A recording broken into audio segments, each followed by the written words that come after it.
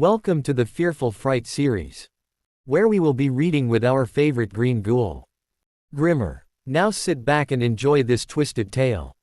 Today our story is called On the Other Side. Sometimes as you look in the mirror you wonder, what could be on the other side? Is there a whole nother world there? With their own rules of reality? Could you use it as a doorway to another mirror? Or what does your reflection do when you leave? Well, my name is Ine. I used to be called Jenny. But now I am trapped in the mirror world. You see, it all started a week ago.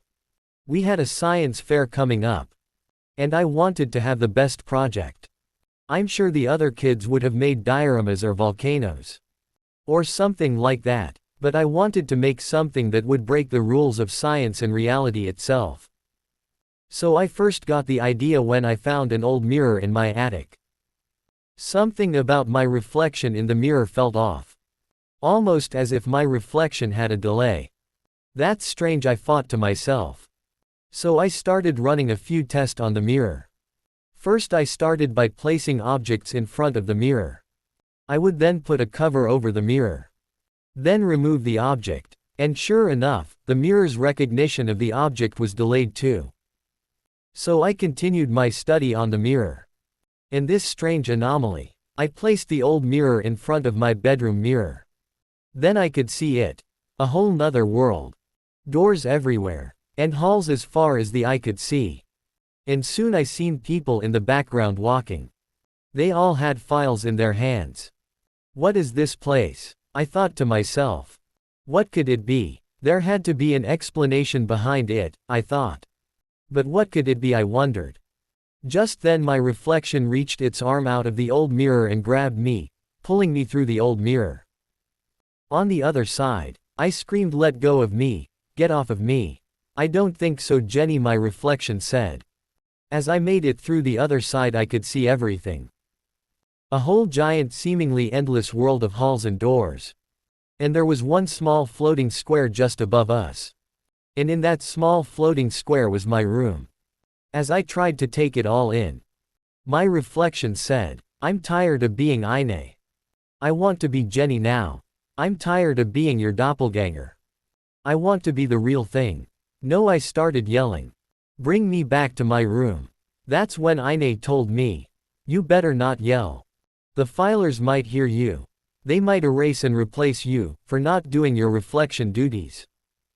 Then Ine jumped through the mirror, and into my bedroom. As Ine did, she quickly turned the old mirror that was facing my bedroom mirror away from each other. I started screaming, "No, let me out." Then I seen a man behind me with a file in his hand.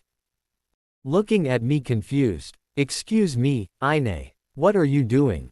said the man. As I looked closer at the man I could see he was wearing a badge. And it read, "United States Department of Stored Reflection." "My name's Jenny. Ine pulled me in and is trying to replace me," I tried telling the man in a frantic voice. The man just looked at me with disbelief. He then pulled out a walkie-talkie and said, "Sector 5, we have another code blue." "Roger that," the man on the walkie-talkie said. "Who's it this time?" As if I even need to ask. The man just looked at me and frowned. "Yeah, it's Ine again. I think she's defective again. This is the 12th time this month. We need to get rid of her, and replace her. That is if we're going to keep this new subliminal space a secret." "Roger that," the man on the walkie-talkie said. "I'll send someone right over." Over and out. I tried to explain my story as best as I could. But none of them would believe me.